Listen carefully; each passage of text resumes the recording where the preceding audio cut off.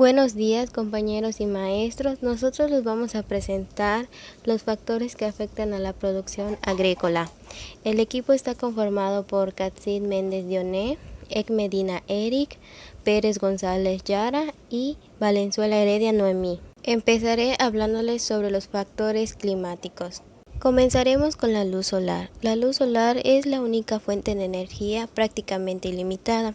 La energía recibida del sol es de 1.353 vatios en 7 metros al cuadrado, lo que esto equivale a 1.94 calorías por centímetro al cuadrado y minuto. Esta energía recibida del suelo va a depender mucho de la latitud, la nubosidad y otros factores que se mencionarán. Los efectos negativos más relevantes de este factor es que da la marchitez de la planta y procrea mucho estrés lumínico. En el aspecto positivo hacia los cultivos es que permite la adaptación a los cambios en la iluminación. También da el control de la morfogénesis, a la fotosíntesis y a la prevención al daño de la radiación solar. También sirve como una fuente de energía, ya que es un estímulo para el control del crecimiento o para regular su floración o la morfogénesis. Sirve también como una aclimación a nivel celular y molecular. También influye mucho en el peso seco total de la planta. Métodos y técnicas para su control. En este caso se usan filtros fotoselectivos o mallas sombreadoras. Tiene como uso proveer al cultivo una protección. Esta protección es para la alta radiación, los vientos, el granizo y las aves, pero sobre todo esto se usa en los invernaderos. Las características que presenta este método es que tienen mallas de color generalmente negras y protegen al cultivo del exceso, pues ya mencionado, de la radiación durante el verano, y también previene el bronceado de los frutos. A veces depende mucho de la pigmentación del material, o sea, del plástico, para que esas puedan ser diseñadas y puedan manejarse lo que es el control de la luz, ya sea que la modifiquen o la mantienen como natural. Otro método para el control de la luz es fuentes de luz adicional. Tiene como uso en lugares muy cálidos como los trópicos, ya que esto se requiere para acelerar el crecimiento de las plantas. Se va a aplicar una luz extra, instalando un sistema de iluminación artificial. Las características que presenta es que se debe de tomar en cuenta la distancia de separación entre la fuente adicional de la luz y la planta, ya que puede dañarla y marchitarla. También debemos considerar la potencia de 50 vatios, o sea que la cantidad de luz que debe de transmitir. Además, los lugares deben de estar pintados de color blanco, ya que esto va a permitir un reparto uniforme sobre todas las hojas de la planta. Debe ser un lugar cerrado, libre de moscos o algún insecto que pueda infectar a la planta. También debe adquirir tubos de luz cenital, pues estos los debe de mantener 8 horas diarias encendidas, y también si quiere el crecimiento más rápido, pues debe dejarse hasta 18 horas. Y de igual forma debe de considerarse las necesidades de luz que necesita cada especie de las plantas. Los ejemplos que podemos presentar son las fresas, la remolacha y el brócoli.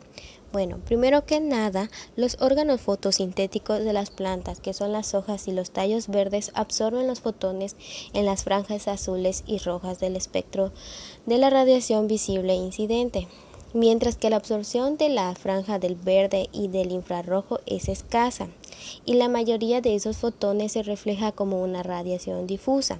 Eso da que la eficiencia de la luz es almacenada en los fotosintatos luego de un complejo proceso. Esta medida es muy útil, pues ya que determina la productividad de las plantas. En este caso, las plantas de las fresas presentaron un incremento en el peso seco total de la planta cuando crecieron bajo un filtro fotoselectivo de color rojo, a comparación de los colores azul, verde y amarillo. Por consiguiente, seguimos con la radiación solar. El Sol es una fuente primaria de energía radiante. Se caracteriza por propagar sus ondas o pulsaciones a través del espacio. La radiación solar es una fuente de energía utilizada por las plantas en el proceso de la fotosíntesis, y la eficiencia de su aprovechamiento por las plantas que va a depender de la longitud de onda que se presente. Los efectos negativos de la radiación solar a los cultivos es que estos dañan su desarrollo y su estructura genética. Al haber el sobrecalentamiento, hay un exceso de transpiración, por lo cual impide una reducción de la fotosíntesis por exceso de calor. También, a mayor altitud, las plantas van a estar expuestas a mayores longitudes del espectro de la luz y ultravioleta. También, en la calidad de los frutos va a causar lo que se le llama escaldaduras o quemaduras solares. En los aspectos positivos, pues sobre todo es que se va a dar la fotosíntesis, ocasionando que haya un balance de agua y de energía y sobre todo que pues pueda haber un crecimiento y desarrollo productivo del cultivo. Métodos y técnicas para su control. Primero que nada, antes de poder controlar la radiación solar, debemos considerar los siguientes instrumentos para que nosotros podamos medir las radiaciones y saber cómo poder controlarlo. Con la ayuda del luxómetro, wattímetro y equipo solar. Otro método y muy efectivo es el diseño de invernaderos. Aquí debemos considerar sobre todo los materiales usados como cubierta en los invernaderos, ya que estos deben ser transparentes a las radiaciones luminosas, pues estos deben de permitir el paso de la luz visible. Al igual que debe evitarse la formación de zonas sombreadas de las mismas estructuras. Y sobre todo es recomendable que los materiales de cubierta de los invernaderos transmitan el 85 al 90% de la luz solar incidente. Un ejemplo es el tomate. El tomate, al estar presente en las radiaciones solares, esto va a presentar desórdenes fisiológicos, al igual que va a presentar grietas en los frutos, su maduración va a estar manchada como tipo payaseado, las hojas van a estar enrolladas, sus frutos van a estar huecos y pues sobre todo les va a dar un golpe de sol, que esto se produce por una exposición directa del fruto a los rayos del sol. El siguiente factor es la precipitación. La precipitación es agua líquida o sólida formada en la atmósfera, que ésta va a regresar a la superficie terrestre, ya sea en forma de lluvia, nieve, tormentas, ciclones, huracanes, etc. Depende mucho de la altitud y de la temperatura. A mayor altitud, menor presión, mientras que en menor altitud y cercano al nivel del mar, mayor va a ser la presión. Los efectos negativos de la precipitación hacia los cultivos es que cuando hay una menor cantidad de agua, o sea, cuando no hay lluvias, pues va a haber una cantidad menor en la producción del desarrollo y el crecimiento, y eso va a haber una dificultad para que estos puedan ser absorbidos sus nutrientes. Igual, cuando hay una presión muy baja, va a haber un gran descenso del intercambio de gases del cultivo con la atmósfera, lo que va a ocasionar que haya una disponibilidad menor del dióxido de carbono, que es muy importante para la fotosíntesis, lo que eso también va a ocasionar una menor apertura de los estomas, que esto pues no va a permitir una nutrición normal de la planta. Igual, cuando va a haber vientos constantes o lluvias o lo que son igual las inundaciones, pues eso lo que va a ocasionar es que va a arrasar con la infraestructura de los cultivos, como es lo que los deslaves o las erosiones del suelo. También va a ocasionar un daño en la fertilidad del suelo y sus características fisicoquímicas. También pues va a haber una contaminación del campo debido a que va a haber una combinación de los suelos como de limo o arenoso. Los aspectos positivos sobre las precipitaciones es que al haber la lluvia, esto nos va a ayudar a fertilizar. ¿De qué forma? Pues sobre todo cuando hay un sobrante de fertilizante, al llover, pues esto lo que va a hacer es como que deslizar la tierra y pues va a fertilizar las demás. También va a ser un control de hierbas malas, ya que si nosotros contamos con saber cuándo llueve, nosotros podemos aplicar el químico y pues la misma lluvia lo que va a hacer es deslizar la tierra y esparcir ese químico.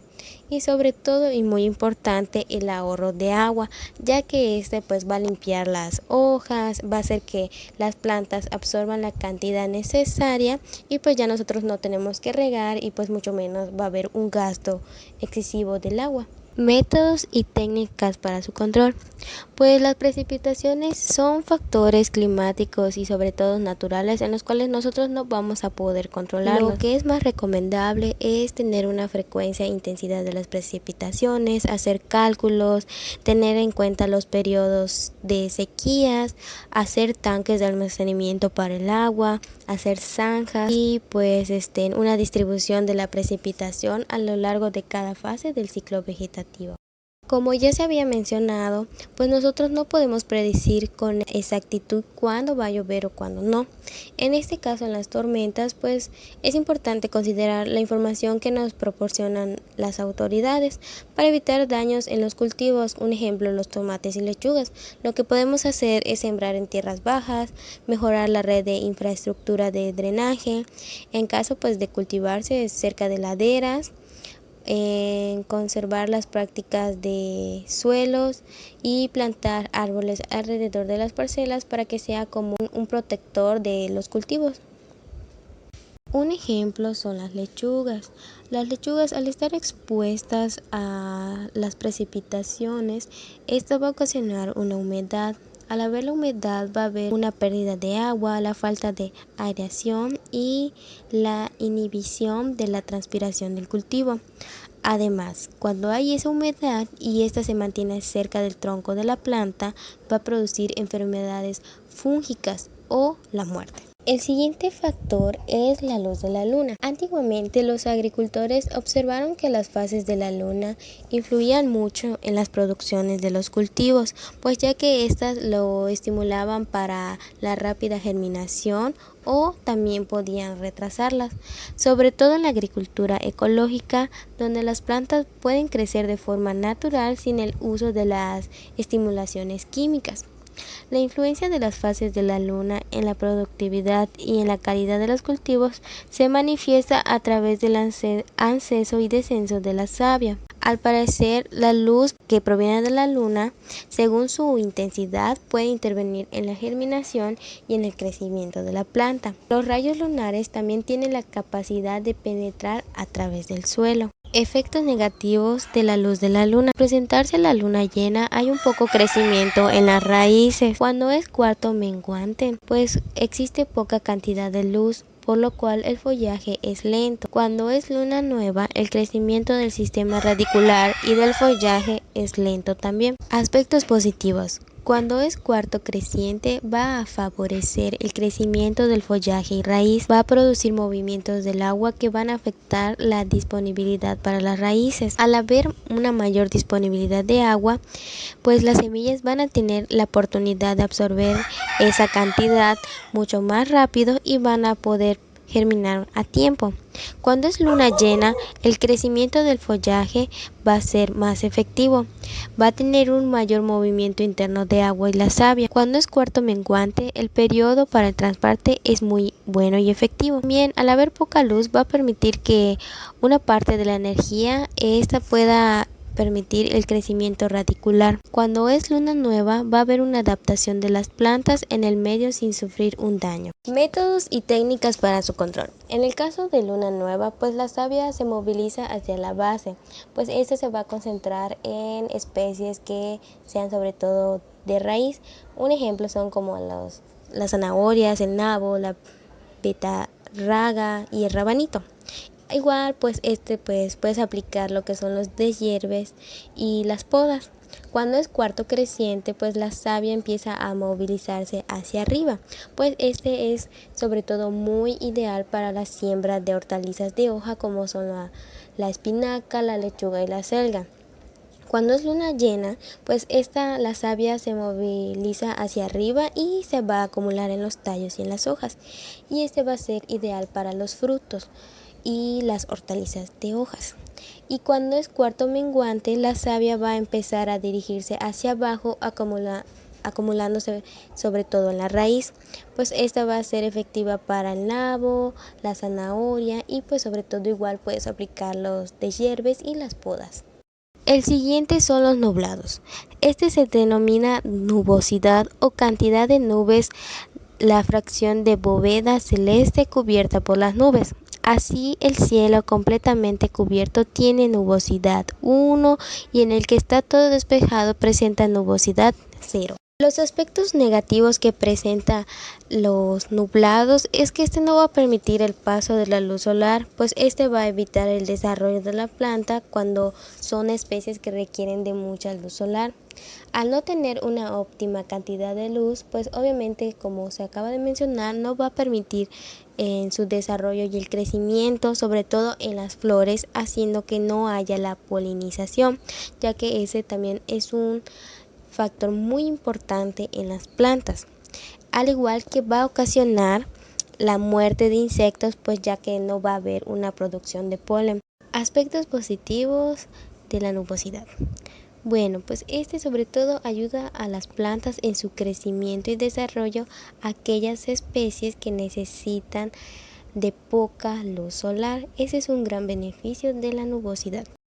Métodos y técnicas para su control. En este caso, pues en realidad no hay mucho que hacer más que aplicar las técnicas que se pueden hacer en un invernadero. Así que lo más recomendable es que si hay mucha nubosidad en el lugar que se habite, pues es mejor aplicar un invernadero y darle las condiciones adecuadas a la especie. Ejemplo de ciertas especies que son muy buenas para la nubosidad es que, por ejemplo, son el cacao, el café, el lulo, el tomate de árbol, porque estas no son muy productivas a la exposición solar.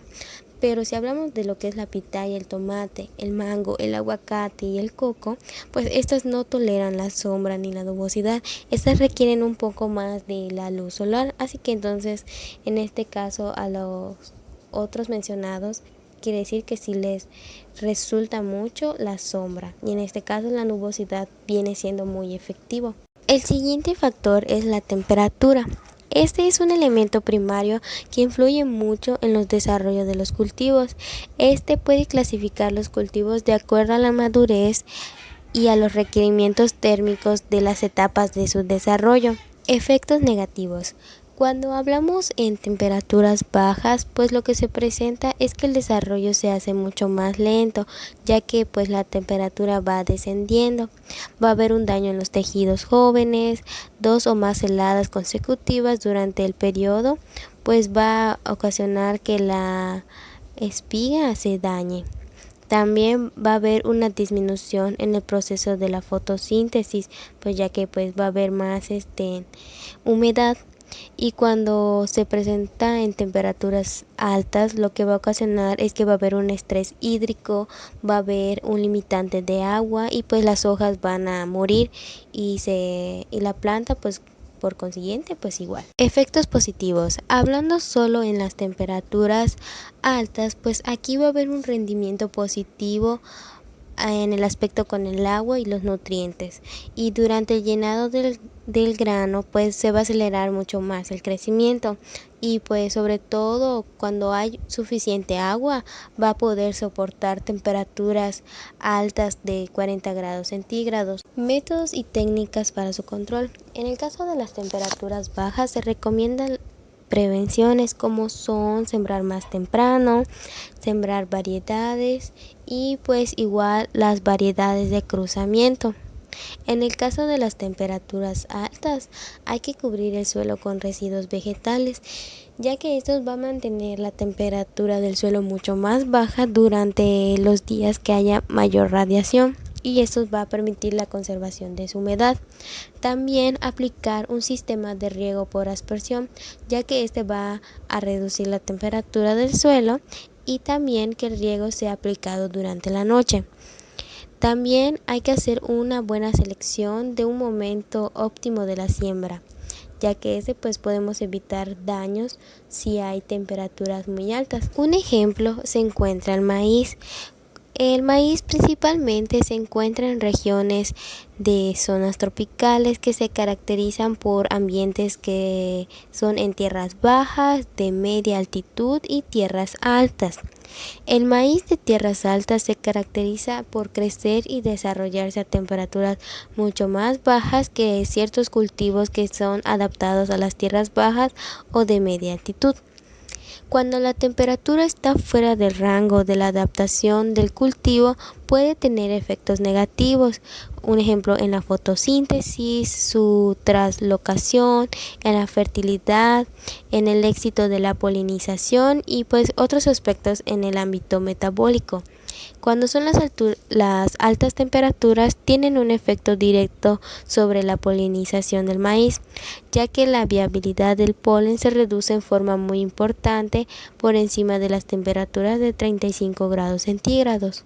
El siguiente factor son los vientos. Estos se definen como el movimiento del aire.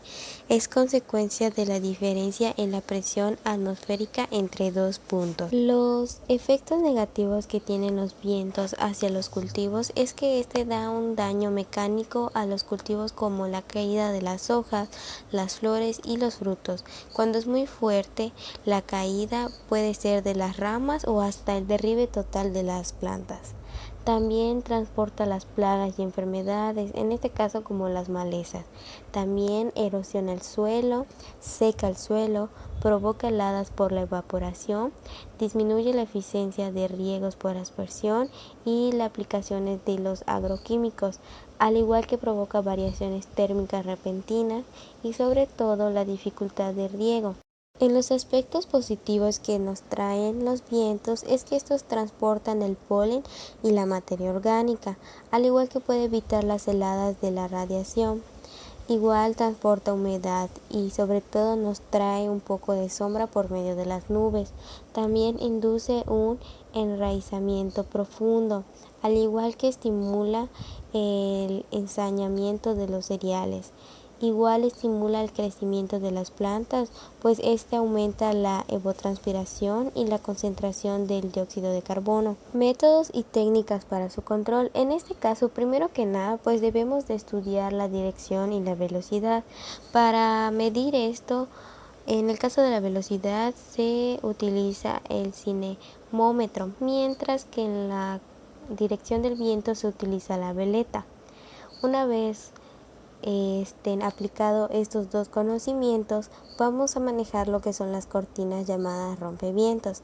Esto es un conjunto de objetos que usualmente son hechos con los árboles o arbustos que van a ser el obstáculo del paso del viento, desviándolos y aminorando su velocidad e impacto. Para que sea muy efectivo este método de rompevientos, lo que vamos a hacer y vamos a considerar primero es la orientación, ya que pues este va a determinar los vientos dominantes en la localidad y esto nos va a permitir cómo vamos a dar la posición de los árboles. Luego vamos a hacer una sección en la cual nosotros vamos a ver si va a ser de forma rectangular, triangular o trapecio.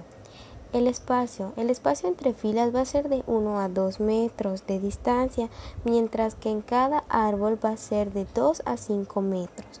Su formación, bueno, los árboles que son de mayor porte van a ir en el centro de la cortina, mientras que las que son de menor porte van a ir por los bordes. Para saber qué tipo de especies de árboles podemos poner en nuestras cortinas, primero que nada debemos tener las siguientes características en cuenta, como es un desarrollo rápido, estar adaptadas a la región, deben ser perennifolias, deben tener un sistema radicular muy profundo y de escaso desarrollo lateral, al igual que su follaje debe ser abundante, no deben ser hospedadoras de plagas o enfermedades y sobre todo debe tener un porte muy apropiado. Otro método y muy efectivo es la malla espadera. Este tiene como método preventivo contra el estrés mecánico del cultivo. La característica que presenta es que el tutorado o la sujeción de la planta, como de las familias solanáceas o cucurbitáceas, como son el chile, la calabaza, el melón, el pepino y el jitomate, pueden ser propicios del uso de la ortomalla. Estas disponen de un soporte en el que cuando se apoyan, pues este les da un crecimiento muy óptimo, evitando que los frutos como las hijas se estropeen por el contacto de sí mismas o contra las barreras, los troncos o postes, y esto pues va evitando un estrés a la planta. Un ejemplo es el pimiento, pues ya que se puede observar que sobre los frutos en los que frecuentemente el efecto del viento desprecia su valor comercial debido a la producción de heridas ocasionadas por el frotamiento contra ramas, troncos e incluso sobre las hojas maduras. Estas heridas pueden ser restauradas mediante tejidos cicatriciales. Los daños en los frutos que lo hacen vulnerable por las heridas de fricción proporcionado estas pueden dar a la dispersión de patógenos oportunistas, haciendo que entonces haya una pérdida y pues sea un impacto comercial a una escala continental y pues los frutos pues obviamente terminan siendo más dañados. Ya por último hablaremos sobre la humedad relativa. Esta es la cantidad de vapor de agua que contiene el aire. Hay vapor de agua en el aire y la cantidad varía según diversos de los factores. Los efectos negativos que produce la humedad es que entre más seco sea el aire, pues mayor necesidad de riego. Cuando la humedad es alta, no se puede producir la evapotranspiración, o sea, no absorbe el agua desde la raíz y esto reduce de una manera importante la absorción de nutrientes. Va a haber una menor cantidad de calcio y potasio. Cuando hay mayor humedad, el polen se aglomera y no viaja a la antera, que viene siendo el órgano masculino, al estigma, que es el órgano femenino. Pero cuando hay una menor humedad, este no se adhiere al estigma. Un ejemplo podría ser el tomate.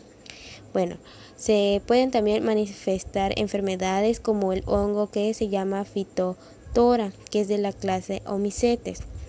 Cuando hay una humedad baja, ocurre un marchitamiento. Las plantas se quedan atrofiadas, su tamaño es mucho más pequeño y las puntas se secan y se ven quemadas de las hojas. Igual podemos encontrar las hojas muy rizadas y pues puede haber un aumento de infección. Cuando es una humedad alta, el crecimiento es débil. Hay un aumento de enfermedades en las hojas, hay deficiencia de nutrientes, aumento de enfermedades también en las raíces, endemas y podemos encontrar bordes quemados.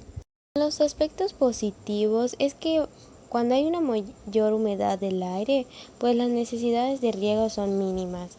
Permite la fotosíntesis, mantiene los estomas abiertos y se llega a regular la temperatura de la planta, permitiendo que el CO2 pueda ser absorbido. Métodos y técnicas para su control. Para aplicar métodos efectivos para su control es recomendable hacer invernaderos y hacer lo siguiente. Se requiere de dispositivos de evaporación como nebulizadores, unidades de niebla o rociadores, uso de sustratos que tengan retención de agua sin causar asfixia, mantener mucho más uniforme en todo el invernadero y sobre todo humidificación del cultivo. Otras técnicas o métodos que se pueden aplicar en los invernaderos es la calefacción.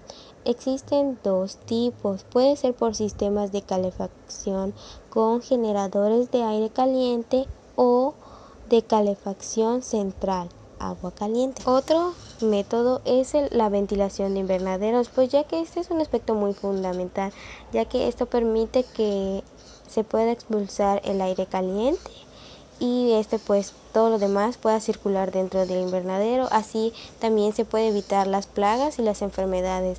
Pueden ser dos tipos de ventilaciones, ya sea manual o eléctrica.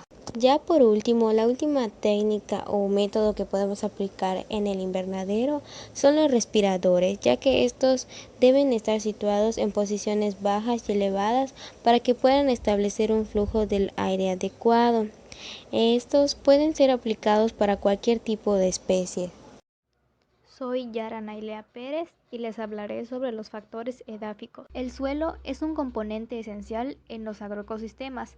La textura influye decisivamente en el comportamiento del suelo respecto a su capacidad de retención de agua y nutrientes, su permeabilidad y su capacidad para descomponer la materia orgánica. Y, en función del tamaño, porosidad o absorción del agua en la partícula del suelo o sustrato, puede clasificarse en tres grupos básicos que son la arena, el limo y las arcillas. Por ejemplo, Los cítricos se desarrollan mejor en un suelo con textura franco-arenosa o franco-arcillosa que en cualquier otro tipo de suelo. Si se desarrollan en otro tipo de suelo, pueden presentar problemas de crecimiento y proliferación de enfermedades radicales. ¿Por qué es importante la textura del suelo? La textura del suelo es una propiedad de enorme importancia económica para el trabajo en el campo, ya que influye decisivamente en el comportamiento del suelo respecto a su capacidad de retención de agua y nutrientes, su permeabilidad, su capacidad para descomponer la materia orgánica y también en la forma en que se debe manejar aspectos importantes como el riego. Por ejemplo, los suelos arenosos sueltos tienen pocos poros y grandes, están bien aireados, son permeables y pueden almacenar poca agua y nutrientes.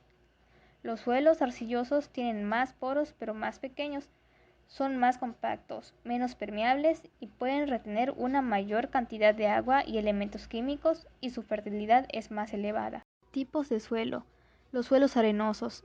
Estos son ásperos y secos, por tanto el agua se drena rápidamente.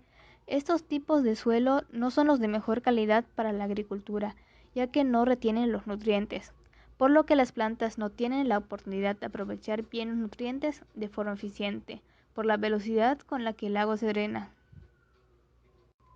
Por otro lado, retiene mejor la temperatura.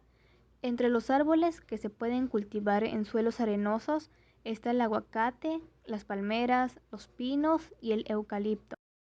Suelos calizos. Estos suelos, al contener carbonato de calcio, hacen que se sequen muy rápido y que no puedan adquirir de forma correcta los nutrientes de la tierra a través de las plantas. Es por esto por lo que el cultivo en los suelos calizos no es nada recomendado porque no tienen ni agua ni nutrientes y es muy difícil que la planta sobreviva.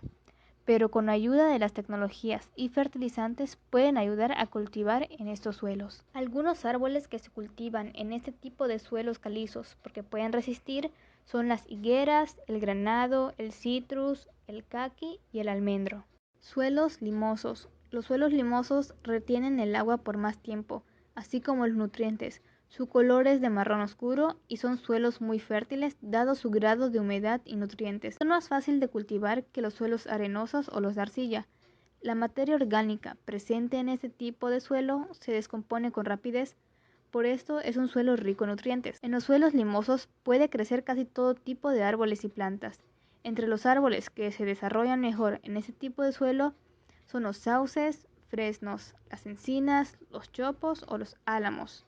Suelos arcillosos, también conocidos como suelos pesados. Estos son potencialmente fértiles, ya que contienen nutrientes unidos a los minerales arcillosos en el suelo. Drenan lentamente y tardan más en calentarse en la primavera que los suelos arenosos. Los suelos arcillosos se compactan fácilmente cuando se pisan mientras están húmedos. A pesar de ser fértiles y tener un gran poder de retener el agua y nutrientes, tienen una baja porosidad, así que es difícil trabajarlos. Su textura y viscosidad hace que las raíces no tengan una adecuada aireación y por lo tanto se pueden pudrir. Entre los árboles que pueden crecer en suelos arcillosos son el nogal, los alisos, el fresno o el álamo blanco. Suelos pedregosos. Se les llama así porque tienen pequeñas formaciones de piedra en su composición. El gran problema de este tipo de suelos es que son semiimpermeables, por lo que no permiten la entrada de agua. De esta manera es muy complicado el cultivo. Las plantas que se desarrollan mejor en este suelo son plantas de origen xerófilo, como lo son milenrama, caléndula, purpurina o lavanda fina. Suelos salinos. En este tipo de suelos, los cultivos crecen poco, ya que se acumulan las sales solubles en la zona de las raíces. Se suelen reconocer a la vista por el cultivo de plantas débiles y raquíticas y por la presencia de costras blancas de sal en la superficie. Entre los árboles resistentes a los suelos salinos destacan el madroño, la acacia, el cedro y el algarrobo. Técnicas de cultivo en suelos desérticos. El abono orgánico es clave para poder conseguir la fertilidad. Se aplica el sistema de pedogénesis, que es un método por el cual se crea y se mejora el suelo gracias a los microorganismos que hay presentes en el abono que descomponen la sal. Se realiza con hileras con toneladas de abono humeante, que se van removiendo repetidas veces mediante el tractor y se van regando con frecuencia. En primer lugar, se debe plantar alrededor de la parcela un anillo ancho de árboles.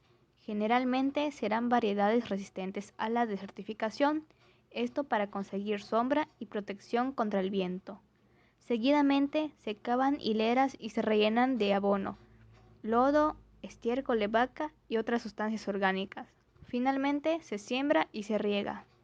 Humedad del suelo. La variabilidad de la humedad del suelo se refiere a la cantidad de agua disponible para la planta. La humedad afecta directamente al crecimiento de las plantas. Un exceso de humedad puede dañar a los cultivos drásticamente.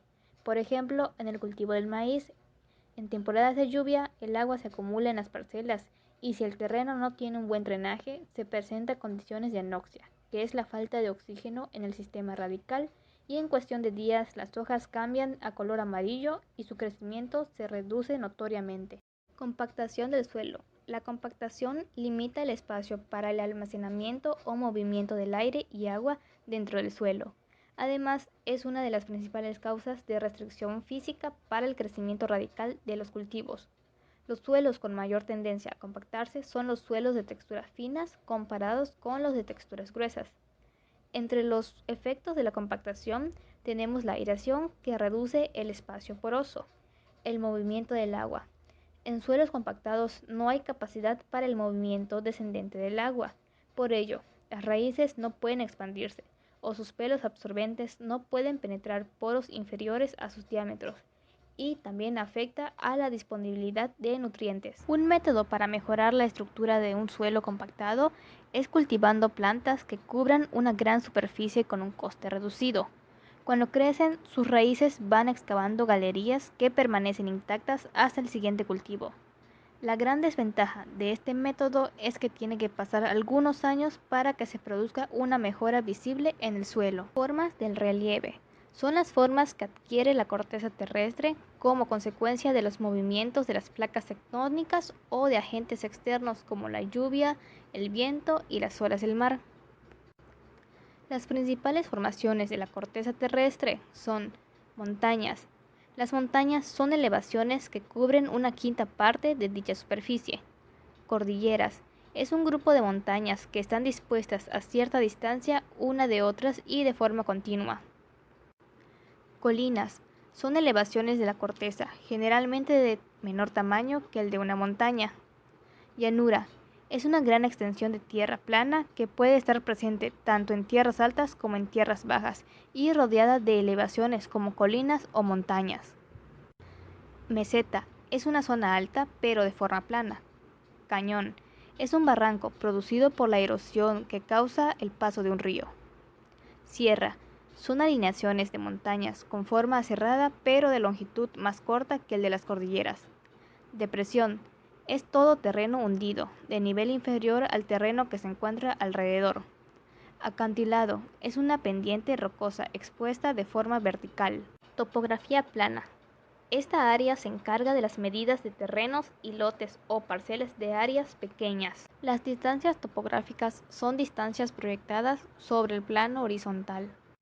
Para medir distancias inclinadas se pueden medir con cintas de aceros o con telémetros. Ahora yo les hablaré sobre los factores genéticos. Los efectos positivos que podemos encontrar al poder alterar genéticamente los cultivos es que estos permiten un desarrollo efectivo y estos pueden consumir un poco más del agua, absorben los nutrientes, pueden tener ciclos cortos, van a ser muy resistentes a eventos climáticos como ya sean las sequías, las heladas y altas temperaturas, al igual que va a tener una resistencia a enfermedades, ya sean como los virus, las bacterias, los hongos o cualquier otro insecto. También va a poder tener una tolerancia a los herbicidas, al igual que va a poder tener un cambio nutricional. Quiere decir que va a haber un aumento de vitaminas o va a ser una misma proporción de ácidos grasos o aceites que van a ser saludables. Va a haber también el aumento de tamaño y pues va a haber un mejor sabor en los frutos y sobre todo pues va a haber un mayor tiempo de conservación. Para poder definir factor genético, primero que nada vamos a hacer una definición general, en la cual son problemas que existen en la estructura genética de los cromosomas del embrión. Ahora, en el aspecto agronómico, el Convenio sobre la Diversidad Biológica, la CDB, quiere definir a la biotecnología como toda aplicación tecnológica que utilice sistemas biológicos y organismos vivos o sus derivados para la creación o modificación de productos o procesos para sus usos específicos. Los aspectos negativos que podemos encontrar es que va a haber un daño en la salud, quiere decir que puede haber una resistencia a antibióticos. Igual va a haber una resistencia en las plagas, que quiere decir que cuando nosotros queramos aplicar los insecticidas orgánicos, estos ya no van a ser muy efectivos. Al igual que va a haber muerte de insectos que van a ser muy benéficos para ciertos cultivos. Y también va a haber una resistencia a los herbicidas que pudieran pasar de los cultivos transgénicos a especies silvestres, al igual que va a haber la pérdida de la biodiversidad. Variedades regionales. Esta variedad vegetal representa un grupo de plantas definido con mayor precisión, seleccionando dentro de una especie que presentan una serie de características comunes. En este caso podemos encontrar el maíz, el trigo, el arroz, la yuca, el soja, el sorgo y el plátano. Las especies con mayor representación son el maíz y el trigo, al igual que el arroz y soja. Y los aspectos positivos que puede tener esta variedad es que permite la domesticación. Ecotipos regionales. Es una misma especie que en ambientes diferentes tiene una expresión fenotípica distinta por la interacción de los genes con el medio ambiente. Un ejemplo puede ser la cocona. Es semisilvestre y la podemos encontrar en las Amazonas. Un efecto positivo de los ecotipos es que tiene un mayor rendimiento en sus frutos. Variedades sintéticas. Eso quiere decir que son generaciones muy avanzadas que se van mezclando las semillas de polinización libre con un grupo de líneas, clones o líneas autofecundadas o de los híbridos que están. También, un ejemplo, podemos encontrar a las semillas hidratadas, al igual que a las semillas deshidratadas, que estas consisten en un revestimiento de un embrión somático, como es la zanahoria, con la polishetilene-glicol. Al igual hay otros ejemplos como es la caña de azúcar, el plátano y el ajo. Los aspectos positivos que podemos encontrar en las variedades sintéticas es que permite que las plantas maderables, ornamentales o forrajeras con bajos porcentajes de germinación puedan obtener periodos cortos, un desarrollo en los nuevos cultivos, resistencia a enfermedades, mejorar su valor nutricional y pues sobre todo pues se puede aplicar el monocultivo. Híbridos. En la cría y en la agricultura, los híbridos son plantas o animales que son producidos por un cruzamiento de dos variedades o dos especies genéticamente diferentes. En el caso de las plantas híbridas, se crean cuando el polen de un tipo de planta se usa para polinizar una variedad completamente diferente, resultando en una planta totalmente nueva. A menudo los híbridos no son fértiles y por lo tanto pues estos no pueden seguir reproduciéndose. Como ejemplo de especies híbridas podemos encontrar la limequat, que es la lima con el kumquat. Luego está la clementina, que es la mandarina junto con la naranja amarga. Luego está el tomaco, que es la combinación del tomate con la nicotina. Luego encontramos la uma tempranillo, que va con el albillo mayor y el benedicto. Y por último estamos con la musa paradisiaca, que es musa acuminata y la musa balbiciana. Como último punto podemos hablar sobre los efectos positivos, que estos traen una igualdad en los factores como es la altura, el color de granos, el tiempo de madurez y su producción es uniforme. También da una resistencia a las plagas, a las enfermedades en los frutos y sobre todo pues un rendimiento y una mejor calidad. Al igual como ya mencionado antes, pues este da un crecimiento súper rápido.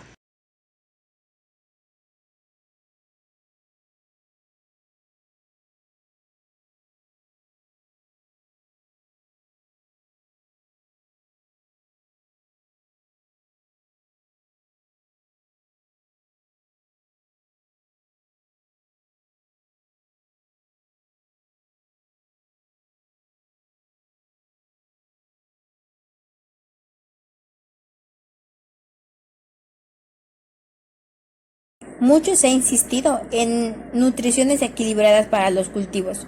De hecho, ya existen estrategias agroecológicas que su objetivo es el equilibrio nutricional y fisiológico de la planta, pero pues de nada sirven si la planta no puede desarrollar sus funciones básicas de manera correcta. Una de esas funciones que incluso resulta importante, pues sabemos que es la fotosíntesis. Algunas especies vegetales se han visto en procesos de adaptación que las han llevado a evolucionar implementando estrategias fotosintéticas. Entre estas encontramos las tres, que se trata de las especies vegetales que evolucionaron en los climas templados. Encontramos la C4, que es la desarrollada por aquellas especies que se adaptaron a los climas cálidos. También encontramos la CAM, que se trata de las plantas que se adaptaron a los climas extremos de los desiertos e incluso en otros ambientes que resultan hostiles. Es importante que el agrónomo tenga aunque sea un conocimiento básico sobre la fotosíntesis de las especies vegetales con las que está trabajando. De esta manera puede tener la certeza de que su cultivo se está desarrollando en las mejores condiciones para lograr el máximo rendimiento posible. Debe existir una fuente de luz, ya sea natural o artificial, que aporte la energía luminosa. Se dice que a mayor intensidad luminosa hay una mayor actividad fotosintética, y esto es cierto, mientras no se rebase el punto de saturación lumínica de cada especie, ya que después de esto una mayor intensidad de luz puede descomponer las moléculas de los pigmentos fotosintéticos, causando una disminución considerable de la fotosíntesis en la planta. En general, se puede esperar que las plantas C4 toleren mayor intensidad luminosa que las plantas C3 y que las plantas CAM toleren una mayor intensidad luminosa que las plantas C4.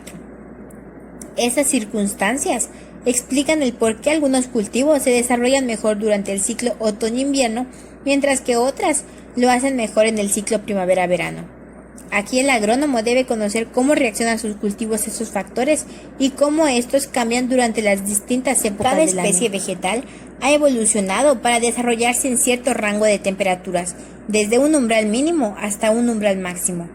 Esto se debe a que muchas de sus proteínas y enzimas funcionan adecuadamente a estas temperaturas, incluyendo aquellas que se requieren para que ocurra la fotosíntesis.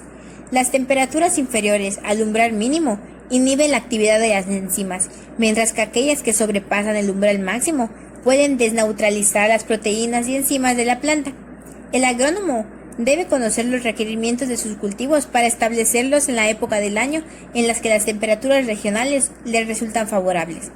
La producción de los cultivos fuera de época, es decir, cuando las temperaturas son demasiado frías o calurosas, solo es posible si se emplean sistemas de agricultura protegidas, tales como lo son los invernaderos, casas sombras, microtúneles, etc., ya que estos compensan las temperaturas extremas. La presencia del dióxido de carbono fija y convierte moléculas de glucosa u otros compuestos ricos en energía mediante la fotosíntesis. En condiciones ideales de luz, agua y minerales, una mayor cantidad de CO2 representa una mayor tasa fotosintética y por ende una mayor productividad.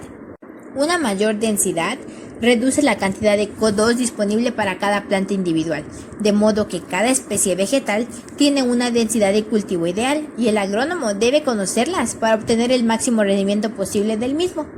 Existen varias condiciones que pueden afectar negativamente esta función, como lo son las altas temperaturas, el déficit de agua, la saturación de humedad, entre otras. En estas condiciones, las estomas se cierran y la planta no puede tomar el CO2, afectando así la fotosíntesis. Es conocido que las malezas afectan a los cultivos, ya que no solo compiten por luz, agua y minerales. Es muy poco conocido que las malezas también les roban parte del CO2 que requieren para tener una actividad fotosintética favorable. De modo que el agrónomo debe tener en cuenta que la eliminación de las malezas ayuda a que el cultivo tenga las condiciones más adecuadas para realizar su función fotosintética. La fotosíntesis permite a los vegetales sintetizar compuestos bioquímicos ricos en energía a partir de la energía de la luz solar. Esta característica es la base de la producción de alimentos mediante el cultivo de las plantas que conocemos como agricultura. Proporcionar las materias primas y las condiciones favorables para que las plantas alcancen su mayor eficiencia fotosintética es la responsabilidad primaria del agrónomo. Al mismo tiempo, el equilibrio fotosintético permite a la planta defenderse mediante procesos de tolerancia y resistencia a las plagas y enfermedades que suelen afectarla en la región en la que se encuentre. La respiración vegetal es un proceso que permite a las plantas utilizar la energía acumulada durante el proceso de la fotosíntesis. Se produce en todas las células de la planta y cuando se ve interrumpida causa efectos adversos en el desarrollo de los cultivos. El balance entre la energía que se acumula por la fotosíntesis y la que se consume por la respiración determinan cuánta es la producción de biomasa en los cultivos y el rendimiento por hectárea que estos obtienen. La respiración se puede simplificar de la siguiente manera. Los carbohidratos producidos por la fotosíntesis se oxidan en presencia de oxígeno y con la ayuda de ciertas enzimas produce dióxido de carbono, agua y energía bioquímica, que en este caso le vamos a llamar ATP. Estos ATP van a alimentar todos los procesos energéticos de la planta y controlar el funcionamiento de prácticamente toda la planta, como el crecimiento de las ramas, de las hojas y raíces, así como pues la absorción de ciertos elementos nutricionales del suelo, la producción del polen, la formación de los frutos y las semillas, siendo estos dos últimos productos de la cosecha que busca el agricultor.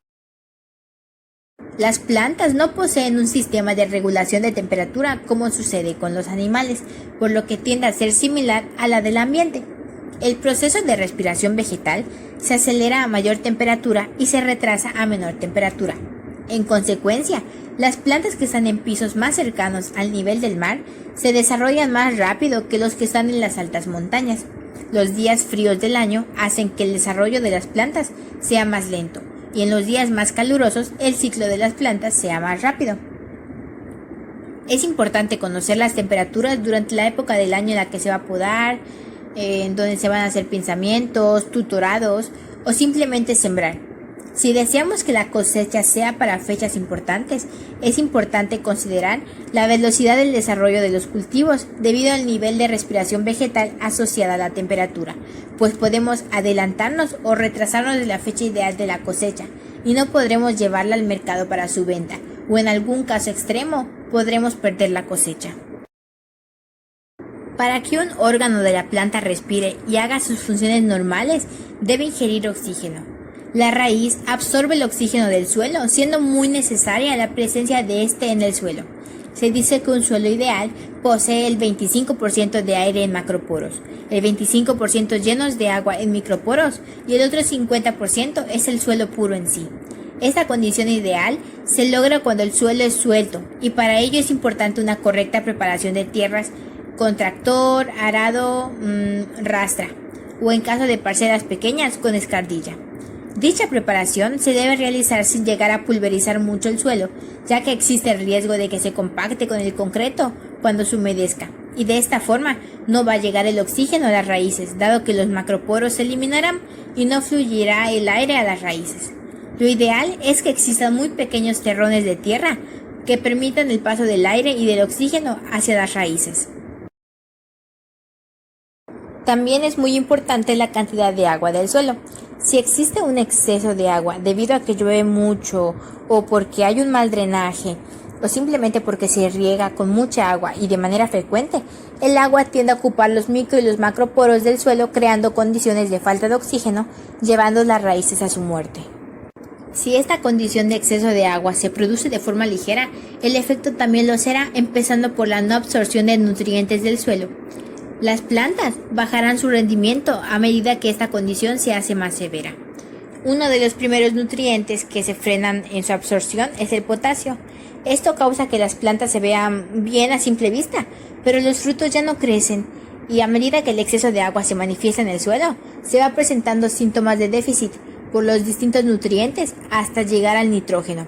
Y en los casos más severos, se manifiestan plantas pequeñas y las hojas verde pálido. Es en ese momento en el que se dice que las plantas están aguachinadas.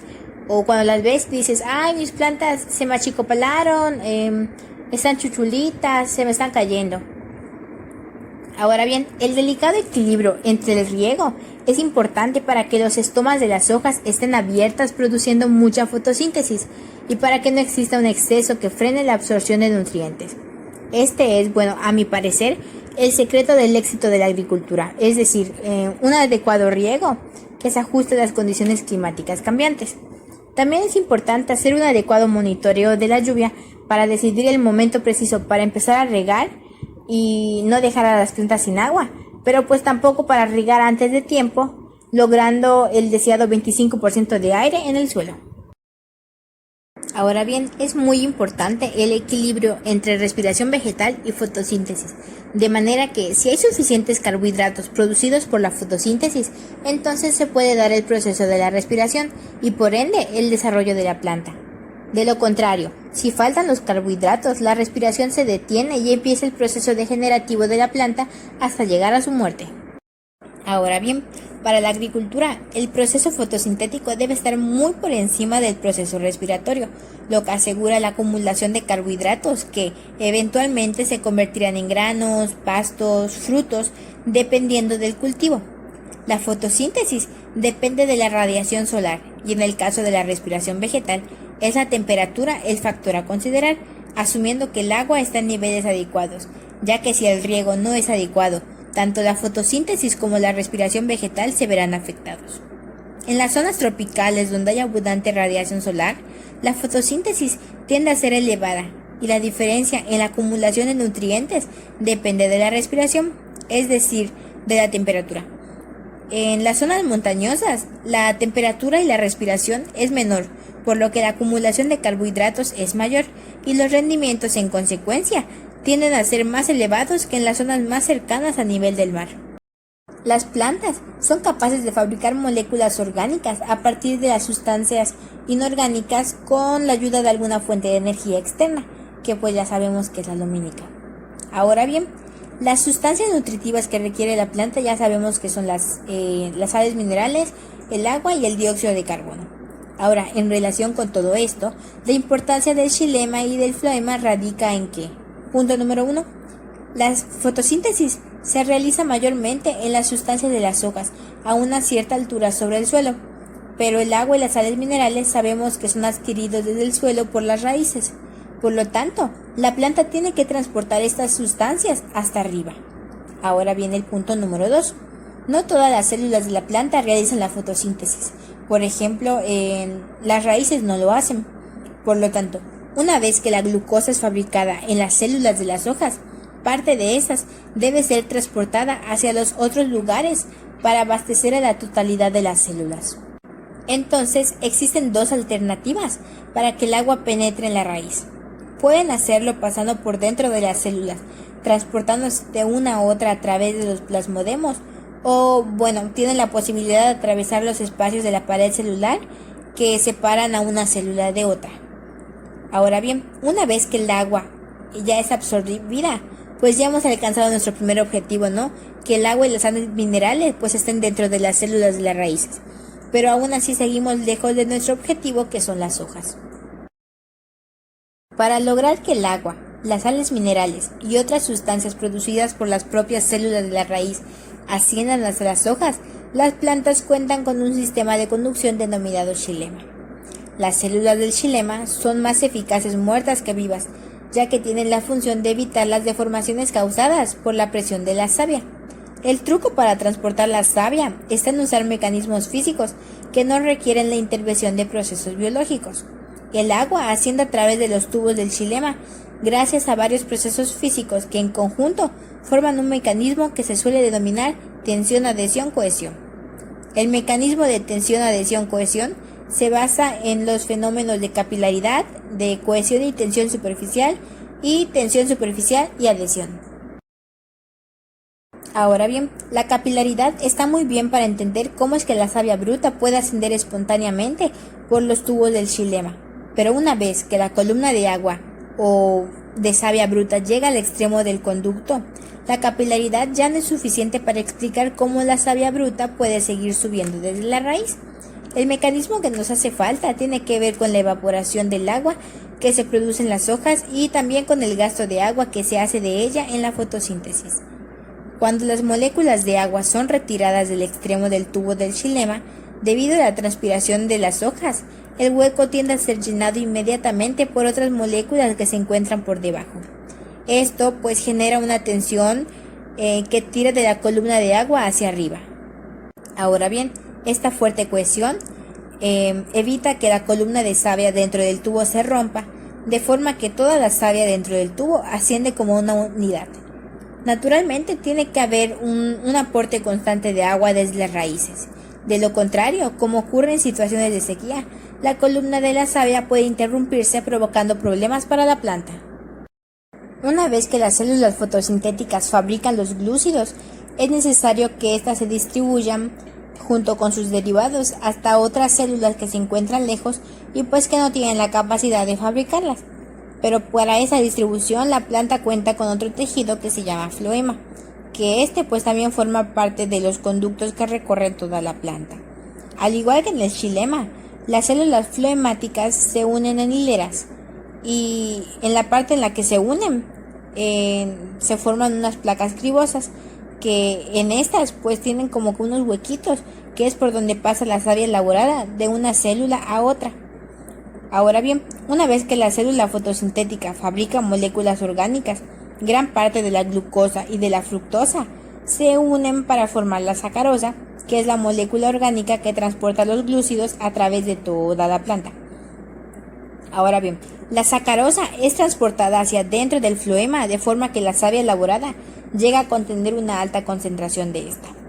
Al ser la concentración de sacarosa dentro del floema mucho mayor que fuera, se genera una presión que se llama presión osmótica y esta hace que el agua entre en el floema aumentando su presión. Esta presión hace que la savia se vaya a lo largo de los conductos del floema y una vez que estos llegan a su destino, una gran cantidad de sacarosa es extraída del floema, se podrá decir que arrastrando consigo una cierta cantidad de agua. Y pues ya no, esto favorece la circulación de la savia elaborada, que provoca un descenso de presión en el extremo final. Y bueno, la sacarosa, una vez en su destino, pues puede ser utilizada para diferentes fines. La agricultura es una de las actividades más importantes de la sociedad actual, especialmente en países que se encuentran en desarrollo. Ante una población cada vez más numerosa y para entender mayores demandas de alimentos, la agricultura se está tecnificando cada vez más. En la actualidad existe una serie de insumos que mejoran el crecimiento y el desarrollo de los cultivos. Entre estos usados frecuentemente por los agricultores, pues se encuentran lo que se conoce como bioreguladores o reguladores de crecimiento. Y estos son definidos como compuestos naturales o sintéticos que pues afectan los procesos metabólicos y que pues en última instancia pueden mejorar la productividad y la calidad de las cosechas. Entre los principales compuestos que regulan los procesos metabólicos de la planta tenemos a los que son las hormonas vegetales, que hasta el momento pues son 10, ¿no? Las auxinas, citoquininas, giberelinas, ácido abscísico, el etileno, el ácido salicílico, las poliaminas, el ácido jasmónico, el brasinosteroides y me parece que el estrigolactona, siendo las primeras 5 las denominadas hormonas clásicas porque pues sus descubrimientos son desde hace más de medio siglo. Bueno, esas hormonas clásicas tienen diversas funciones en el desarrollo de las plantas. Así, por ejemplo, las auxinas están relacionadas con la división y la elongación celular. Las giberelinas en cuanto a la maduración del polen y en el desarrollo de las flores, de los frutos y las semillas. El etileno, pues en la expansión y división celular. El ácido abscísico, que también se conoce como ABA, regula la apertura y la cierre de estomas, mientras que las citoquininas están envueltas en la división celular y en la morfogénesis de los tejidos. Las hormonas vegetales son una pieza clave en el crecimiento y el desarrollo de las plantas, aunque también se encuentran vinculados a su defensa. Aunque fueron descubiertas en el siglo pasado, con el pasar del tiempo y con la mejora de las técnicas químicas, se han ido descubriendo más características que pues le han permitido desarrollar insumos para la agricultura, mejorando de esta forma pues los rendimientos de los cultivos. Bueno, pues casi todas las plantas pueden realizar la fotosíntesis. Sin embargo, las plantas también pueden responder de otras maneras ante la presencia de luz. Esas respuestas independientes a la fotosíntesis permiten que las plantas se adapten a su ambiente y optimicen su crecimiento. Por ejemplo, algunos tipos de semillas germinan solo cuando reciben la suficiente cantidad de luz. Y bueno, algunas plantas tienen formas de detectar si están a la sombra de plantas vecinas, todo dependiendo a la calidad de luz que reciben.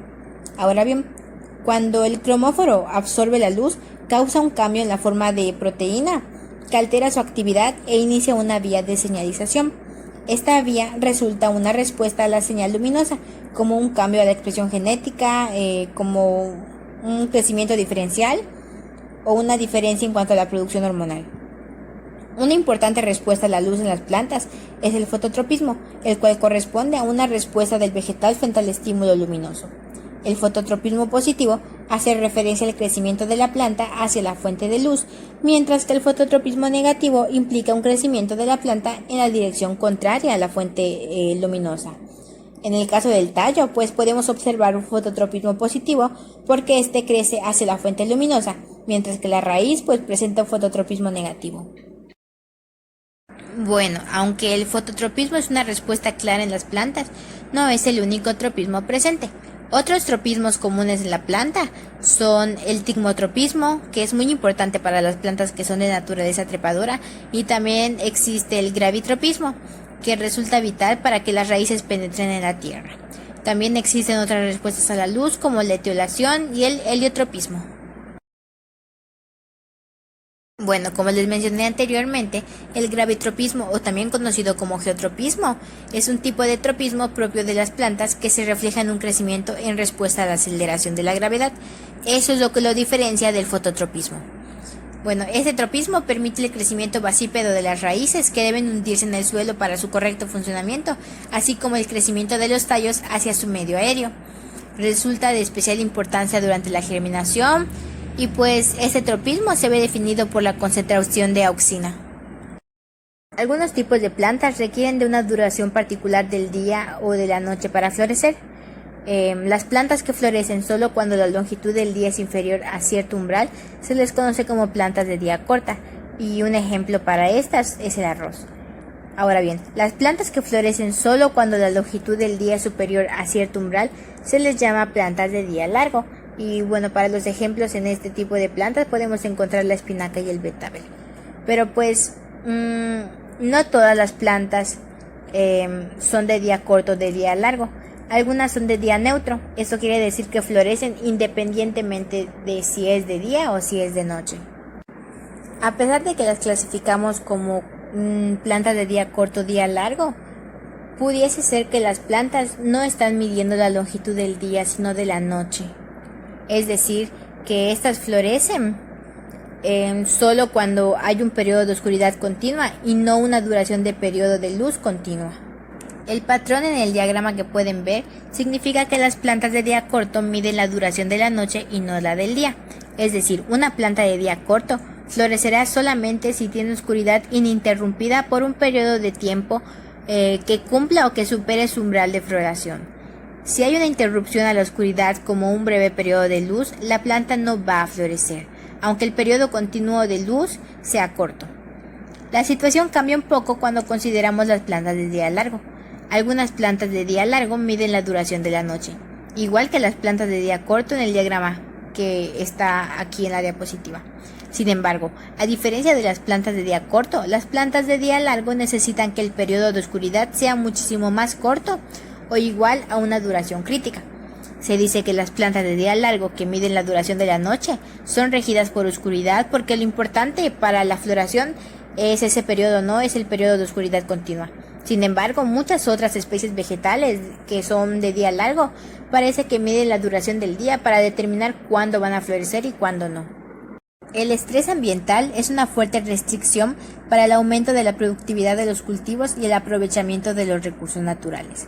El deterioro ambiental por las actividades humanas no es un fenómeno reciente, puesto que desde que apareció el hombre ha querido transformar el medio natural en un intento de apropiarse de los recursos que la naturaleza le brinda.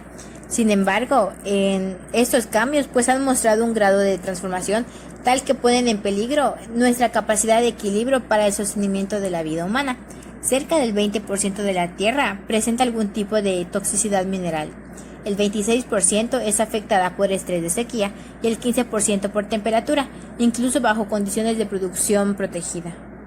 El estrés se identifica como una desviación significativa de las condiciones óptimas para la vida.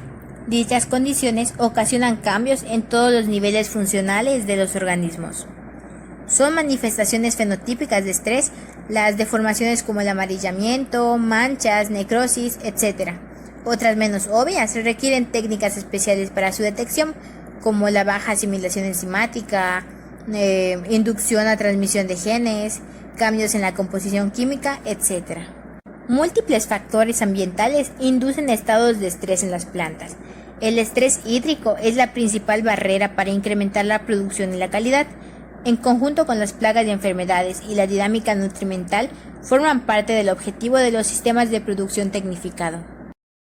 Bueno, existen diferentes tipos de estrés, por ejemplo, el ambiental, el fisiológico y el bioquímico.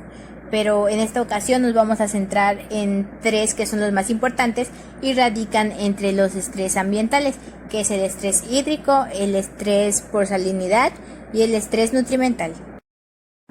Las plantas a lo largo de su vida se ven sometidas a un gran número de condiciones ambientales adversas, como es el déficit de agua en su entorno, y pues este no resulta una limitante para su distribución en las diferentes condiciones climáticas de la superficie terrestre. Las plantas cultivadas se ven sometidas a diferentes grados de estrés en alguna etapa de su crecimiento. Los cambios generados son una respuesta a la sobrevivencia de la planta misma. El efecto del estrés por sequía generalmente es reflejado en una disminución de la producción y del crecimiento total. Esto con respecto al grado de reducción de factores como la etapa de crecimiento y el agotamiento de agua, así como el tiempo de duración de las condiciones de sequía. A causa de su papel esencial en el metabolismo de las plantas, el déficit de agua afecta rápidamente a los procesos que van desde la fotosíntesis hasta la respiración. El agua es un agente que imparte orden y estructura entre las biomoléculas y también ayuda a la interacción entre estas. Dentro de los procesos biofísicos más afectados por la carencia de agua se encuentra la expansión celular y el crecimiento. También desórdenes que afectan a otros procesos biofísicos como es el cierre estomático, un ajuste osmótico, algunos cambios en la elasticidad de la pared celular, modificaciones anatómicas que se heredan entre generaciones, algunos cambios reducidos para optimizar el uso del agua y la captura de energía. Sin embargo, las plantas presentan principalmente 2 mecanismos de respuesta frente al déficit hídrico, como la evitación o escape y la tolerancia. Por ejemplo, en la evitación se entiende como el uso de ciclos de crecimiento muy rápidos o de madurez temprana, de manera que permite el aprovechamiento rápido de lo que hay disponible de agua y evita así la pérdida o la sequía. En cambio, con las plantas tolerantes nos encontramos aquellas que evitan a toda costa la deshidratación. Ahora bien, durante la temporada de crecimiento, las sales se acumulan en el dosel de las plantas, después de que las hojas mueren y caen al suelo para descomponerse. Las sales que contenían son en ocasiones lavadas por el agua de la lluvia o por la del riego, pero en ambos casos, finalmente, las sales se acumulan en el suelo, las cuales se ven incrementadas muy fuertemente en las áreas desérticas, donde la tasa anual de evaporación del suelo supera la cantidad de agua proveniente de las precipitaciones. El efecto de las sales en las plantas se presenta cuando es sometida a altas concentraciones de esta, lo que afecta la retención osmótica del agua y de los efectos iónicos que esto ocasiona sobre el citoplasma y las membranas de las células. Los sistemas enzimáticos de la glicólisis, ciclo de Krebs y la fosforilación son especialmente sensibles a las soluciones salinas y dan como resultado una menor disponibilidad de energía, adquisición de nutrientes y una disminución del crecimiento de la planta y germinación de la semilla. Un elemento se considera esencial cuando la planta no logra completar su ciclo vital en ausencia de aquel. Esta ausencia solo se corrige cuando se aporta el elemento en cuestión. Ahora, basándonos en este criterio, se determinaron 16 elementos esenciales. Entre estos ubicamos al carbono, al hidrógeno, oxígeno, nitrógeno, fósforo, potasio, calcio, magnesio, azufre, hierro, manganeso, zinc, cobre, boro, molibdeno, cloro y sodio. Algunos otros elementos son descritos como benéficos, siempre en concentraciones muy bajas, pero no esenciales, como el silicio, selenio, vanadio, bromo, cromo, cobalto y níquel. Los elementos minerales se clasifican como macronutrientes y son aquellos que se encuentran en rangos de concentraciones de 1 a 150 gramos por kilogramo de materia seca. Y estos son el nitrógeno, el fósforo, el potasio, el calcio, el magnesio y el silicio. En cambio, los micronutrientes son aquellos que son contenidos en un rango de 0.1 a 100 miligramos por kilogramo de materia seca. Estos son el hierro, el zinc, el magnesio, el cobre, el bromo, el molibdeno, el cloro y el sodio. Ahora bien, todos los nutrientes esenciales son requeridos por las plantas en proporciones balanceadas. Las desviaciones de estas situaciones resultan en desórdenes nutricionales que se manifiestan como carencias o como excesos inducidos. Las semillas son la unidad de reproducción sexual de las plantas y tienen la función de multiplicar y perpetuar la especie a la que pertenecen, siendo uno de estos los elementos más eficaces para que se dispersen en tiempo y espacio. Constituyen el mecanismo de perenización por el que las plantas perduran generación tras generación. Son también la unidad móvil de la planta. Las semillas son el medio a través del cual, aún de manera pasiva, las plantas encuentran nuevos sitios y nuevos microambientes. En todo cultivo es imprescindible tener en cuenta la calidad de la semilla para su éxito. Las semillas son el punto de partida para la producción y es indispensable que tenga una buena respuesta en las condiciones de siembra y que produzca plántulas vigorosas para alcanzar el máximo rendimiento. Desde el punto de vista sustentable, es imposible obtener una buena cosecha si no se parte de una semilla de calidad, ya que un cultivo puede resultar de una calidad inferior a la semilla sembrada, pero nunca mejor que ella.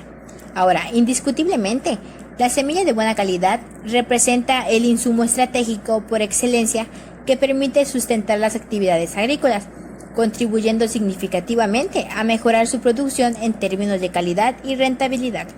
Por tal motivo, son de gran interés científico-técnico los trabajos encaminados a estimular y prolongar la germinación y posteriormente la conservación de estas, para poder elevar de esta manera la productividad de los cultivos de forma sostenible y también para enfrentar los cambios en el entorno de manera más apropiada. Ahora bien, para que la semilla cumpla con su objetivo, es necesario que el embrión se transforme en una plántula que sea capaz de valerse por sí misma y finalmente convertirse en una planta adulta. Todo ello comprende una serie de procesos metabólicos y morfogenéticos, cuyo resultado final es la germinación de la semilla. Ahora bien, las semillas de muchas especies son incapaces de germinar aun cuando presentan condiciones favorables para ello, lo cual se debe a que las semillas se encuentran en estado de latencia. Por ello, mientras no se den las condiciones adecuadas para la germinación, la semilla se encontrará en estado latente durante un tiempo variable, dependiendo de la especie, hasta que en un momento dado pierda su capacidad de germinar. La germinación comprende 3 fases. Número 1. Hidratación. La absorción de agua es el primer paso para la germinación, sin el cual el proceso no puede darse. Durante esta fase, se produce una intensa absorción de agua por parte de los distintos tejidos que forman la semilla. Dicho incremento va acompañado de un aumento proporcional en la actividad respiratoria. Número 2. Germinación. Este representa el verdadero proceso en el que se producen las transformaciones metabólicas necesarias para el completo desarrollo de la plántula. En esta fase, la absorción de agua se reduce considerablemente, llegando incluso a detenerse. Número 3. Crecimiento. Es la última fase de la germinación y se asocia con la emergencia de la radícula. Esta fase se caracteriza porque la absorción de agua vuelve a aumentar, así como la actividad respiratoria. Ahora bien, la duración de cada una de estas fases depende de ciertas propiedades de las semillas, por ejemplo, su contenido de compuestos hidratables, la permeabilidad de las cubiertas de agua y del oxígeno. Estas fases también están afectadas por las condiciones del medio, tales como el nivel de humedad, las características y composición del sustrato, la temperatura, entre otros. Las semillas, atendiendo a la posición de los cotiledones respecto a la superficie del sustrato, se pueden diferenciar en su forma de germinar. Así pues encontramos 2 tipos de germinación. La primera, epígea. Los cotiledones emergen del suelo debido a un considerable crecimiento del hipocótilo. El hipocótilo es una porción comprendida entre la radícula y el punto de inserción de los cotiledones. Posteriormente, en los cotiledones se diferencian los cloroplastos. Ya estos se transforman en órganos fotosintéticos y comienzan a actuar como si fueran hojas. Finalmente comienza el desarrollo del epicótilo, que es una porción del eje comprendida entre el punto de inserción de los cotiledones y las primeras hojas. Entre los cultivos que presenta este tipo de germinación está la cebolla y el tomate. El siguiente tipo de germinación es la hipogia. Aquí los cotiledones permanecen enterrados únicamente. La plúmula es la que atraviesa el suelo. El hipocótilo es muy corto, prácticamente se puede decir que está nulo. Después, el epicótilo se alarga, apareciendo las primeras hojas verdaderas, como pueden ver en la imagen, que son los primeros órganos fotosintetizadores de la plántula. En la medida que la plántula se fija en el suelo y logra independizarse de los tejidos de reserva, se puede decir que se completa el proceso. De este modo, cuando la plántula comienza a absorber agua y a fotosintetizar de manera autónoma, ahí sí podemos afirmar que se ha completado el proceso de germinación y se ha establecido convirtiéndose en un órgano autótrofo. El proceso de la semilla es vital, pues si no hay germinación no hay planta y sin planta pues no hay cosecha. Sin embargo, el inicio de la vida de una planta se ve amenazada por varios inconvenientes como la falta de riego o el exceso, plagas, la demasiada solarización o algunas temperaturas inapropiadas, entre otras. Y bueno, para concluir este proceso llamado germinación, yo creo que nos da una adaptación más rápida de la plántula al medio donde se va a desarrollar, porque siento que se corre más riesgo cuando vas a realizar trasplante por haber germinado en algún otro lado, ya sea en unos vasitos o en el cuadro. La dormancia de la semilla es un importante estadio del ciclo de vida de las plantas. Se caracteriza por la ausencia temporaria de la capacidad de germinación, aunque se le coloquen condiciones de humedad, temperatura y concentraciones de oxígeno idóneas para hacerlo. Esto permite que las especies vegetales sobrevivan a las adversidades, principalmente a aquellas que dificulten o impidan el crecimiento vegetativo de la planta. Esta es una de las propiedades adaptativas más importantes que poseen los vegetales. Gracias a ello, las semillas sobreviven en condiciones desfavorables y adversas, aunque no indefinidamente. De ello se deduce que las semillas puedan mantener su viabilidad durante largos periodos de tiempo. Esta adaptabilidad se manifiesta de dos formas distintas pero no excluyentes. Número 1. Las semillas no germinan porque las condiciones no son las más apropiadas para ellos. A esta se le llama latencia impuesta. Número 2. La semilla no germina aunque se encuentre en un ambiente favorable al existir ciertas condiciones propias que se lo impiden. A este se le llama latencia innata. Y bueno, este segundo mecanismo es el que generalmente se entiende como latencia de semillas. La salida del estado de latencia requiere, en determinados casos, algunos estímulos ambientales, tales como luz o bajas temperaturas. En otros casos, las gruesas cubiertas seminales de las semillas constituyen una barrera impermeable al agua y a los gases, o simplemente ejercen una resistencia física a la expansión de la radícula que impide que ésta se germine. La presencia de inhibidores de la germinación es otro de sus condicionantes. Existen diferentes tipos de latencia, como la exógena. En esta, las semillas presentan un tipo de latencia que tiene un retraso en la germinación y se debe a propiedades físicas. La endógena es cuando el embrión es durmiente en sí mismo e incapaz de germinar, incluso si es aislado de la semilla o es colocado en condiciones que le resulten favorables. En esta endógena se pueden distinguir tres tipos de latencia dependiendo de la característica que haya provocado tal dormición, ya sea morfológica, fisiológica y morfofisiológica. Existen diferentes métodos para superar la dormancia, como la escarificación mecánica, los tratamientos de agua caliente, el lavado en agua de corrientes, entre otras.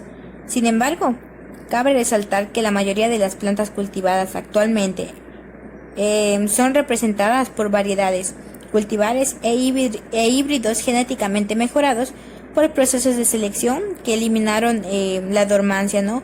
Pues el objeto de la agricultura son la rapidez y la uniformidad de la germinación de la semilla. En este caso, pues podemos encontrar, por ejemplo, la soya, el poro, el girasol, maíz y otras más cuya sobrevivencia es dependiente del hombre. Si hablamos de los estomas, podemos decir que es el medio en el que se llevan a cabo todas las reacciones bioquímicas de la planta, siendo también responsable de la absorción y translocación de nutrientes. Los estomas tienen dos funciones principales. En primer lugar, permiten el intercambio gaseoso, dando entrada al dióxido de carbono y liberando el oxígeno que respiramos. La segunda función importante es la regulación del movimiento del agua a través de la transpiración. Por lo tanto, los estomas juegan un papel de vital importancia en la entrada de agua y de dióxido de carbono en la planta, facilitando así el proceso fotosintético. Los estomas regulan la transpiración y la entrada de CO2 mediante la modificación de su tamaño. Influido por los factores ambientales, las células guardia son las responsables de este proceso, expandiéndose o contrayéndose, resultando en la apertura o el cierre de las estomas. En condiciones óptimas, los estomas se encuentran abiertos, permitiendo el intercambio gaseoso con la atmósfera. Sin embargo, en situaciones de estrés, es el principal responsable del cierre estomático. En el caso del estrés hídrico, por sequía o por salinidad, las plantas hacen frente al estrés mediante el cierre estomático, evitando de esa manera pérdidas innecesarias de agua.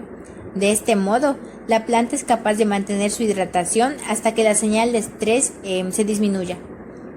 De manera similar, se ha observado que, como respuesta al ataque de patógenos como los pseudomonas, que es una bacteria capaz de infiltrar a la planta a través de los estomas, la planta genera HABA, induciendo el cierre estomático y evitando cualquier invasión adicional de los patógenos. Ahora bien, el cierre estomático producido en situaciones de estrés afecta negativamente al desarrollo de la planta, alterando la fotosíntesis, así como el transporte de agua. Este hecho, pues, desemboca en un desequilibrio hormonal que conlleva una parada del crecimiento. A pie de campo se constata de que el estrés conlleva una importante pérdida de producción y también de una pérdida de la calidad de los frutos. Por lo tanto, controlar el estrés a nivel fisiológico pues nos resulta importante para que evitemos el cierre estomático y por ende la pérdida de producción. Con anomalías climáticas cada vez más presentes junto con la escasez de recursos, productos especializados en reducir el estrés vegetal se convierten a veces en herramientas imprescindibles que pues nos hacen frente a las adversidades a las que pues no podemos controlar que la planta sea sometida. En las plantas con crecimiento activo, la evaporación de agua de la superficie de las hojas es continua. El agua en forma líquida dentro de la planta forma una columna que se extiende desde el suelo hasta la superficie de las hojas, donde pues es convertida al estado gaseoso por el proceso de evaporación. El agua que se evapora es reemplazada por la que es absorbida del suelo de las raíces. Pon tú que se consume una y ya tiene su repuesto para volver a llenar ese hoyo. Este intercambio desproporcionado del dióxido de carbono y de agua conlleva una paradoja.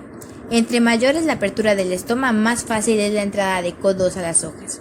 Sin embargo, una gran apertura permitiría también la pérdida de grandes cantidades de agua, con los consecuentes riesgos de deshidratación o de estrés hídrico para la planta. Como una forma de reducir estos riesgos, pues las plantas son capaces de mantener los estomas ligeramente abiertos, de manera que se puedan perder menos moléculas de aguas por cada molécula de dióxido de carbono que entra. De esta manera, pues se incrementa la eficiencia en el uso del agua. Las plantas con mayor eficiencia en el uso del agua están más capacitadas para soportar periodos de baja humedad en el suelo. Pero a todo esto, ¿qué aporta la transpiración? Bueno, como podemos ver en la diapositiva, nos dice absorción de agua. ¿Qué quiere decir esto? Aunque menos del 5% del agua absorbida por las raíces es retenida, esta pues de alguna manera es vital para la estructura y para el funcionamiento de la planta. Esta agua es importante para los procesos bioquímicos, así como para crear turgencia que permite mantener la planta erguida sin contar con huesos. Otro aporte nos dice que es el enfriamiento por evaporación. Cuando el agua pasa del estado líquido al estado gaseoso durante la evaporación en la interfase de las células de las hojas y la atmósfera, existe una liberación de energía.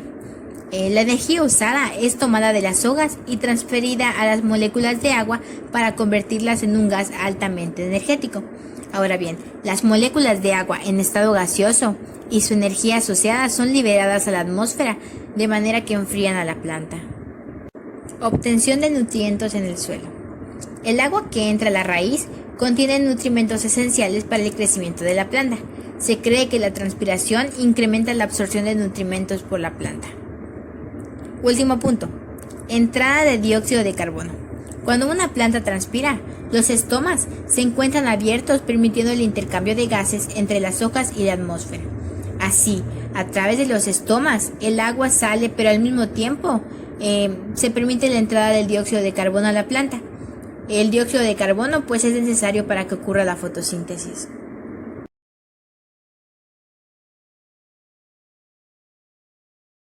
La agricultura intensiva actual se ha desarrollado de tal modo que ha aumentado el riesgo de plagas en los cultivos. Las plagas y enfermedades agrícolas, forestales y ornamentales son un grave problema con el que aún no se cuenta una solución clara. Existen diversos motivos para que hayamos llegado hasta este punto. Por ejemplo, la necesidad del mercado, ¿no? La demanda de los cultivos, ya sea a costa del sabor, a costa de la salud o a costa del medio ambiente. Pero pues para poder vender el producto y rentabilizar su trabajo, el agricultor suele poner los medios que tenga a su alcance. Otro motivo pues son las necesidades de producción de alimentos, ¿no? Porque esto ha intensificado el cultivo, lo que conlleva a nuevos entornos agrícolas. Por ejemplo, los cultivos extensivos son microcosmos, son campos enormes y estos están delimitados de alimentos para las plagas, cuyo control ahora se encuentra aún mucho más complicado. Las nuevas técnicas de cultivo han favorecido el abandono de prácticas tradicionales de la agricultura que ayudaban a mantener las plagas y las enfermedades bajo control. Por ejemplo, el no cultivar durante periodos ni permitir el desarrollo de plantas hospederas durante 2 o 3 meses, ya que cuando el insecto adulto regresaba de la cosecha anterior, no encontraba una planta para poner huevos, y pues los estados larvales que no completaron su ciclo con el cultivo previo mueren por falta de alimento. Otra técnica que utilizaban eran los cultivos intercalados. Las enfermedades y las plagas pues se han vuelto viajeras, ¿no? Con la globalización del comercio y el transporte se ha favorecido su migración. Con la llegada de una plaga o enfermedad a un nuevo entorno, el agricultor o el productor desconoce de qué plaga se trata y tarda en reaccionar, porque pues tampoco tiene el conocimiento de cómo tratarla, cómo combatirla. Existen varias formas de controlar las plagas y las enfermedades en las plantas. Los dos métodos de control más importantes y de uso más común son el método biológico y el método químico, y pues estos tienen grandes diferencias entre sí. Sin embargo, existen otro tipo de medidas, también se les considera prácticas agrícolas, que son de carácter preventivo, que se pueden utilizar para prevenir los ataques de las plagas y enfermedades, así como para dificultar su desarrollo o pues para disminuir su daño en algún caso de ataque, ¿no? Estas prácticas pues formaban parte del viejo modelo de producción agrícolas. Estas son la limpieza del terreno, la eliminación de las malezas, la destrucción de los residuos de cosechas anteriores, el correcto drenaje, la poda, una adecuada fertilización, la destrucción de larvas en el suelo, etc. Las plagas agrícolas defoliadoras con frecuencia traen consigo una reducción importante del área foliar de la planta, lo cual no siempre se traduce en una disminución de la tasa fotosintética del cultivo. Cuando las poblaciones insectiles son bajas, la planta suele compensar la pérdida de follaje sintetizando mayor cantidad de clorofila en el follaje sano y recuperando mucha de su capacidad fotosintética total. Cuando la población de la plaga aumenta, la cantidad de tejido vegetal devorado es tan grande que la planta no puede compensar el daño y de esta manera pues sufre pérdidas de rendimiento debido a la reducción de la tasa fotosintética.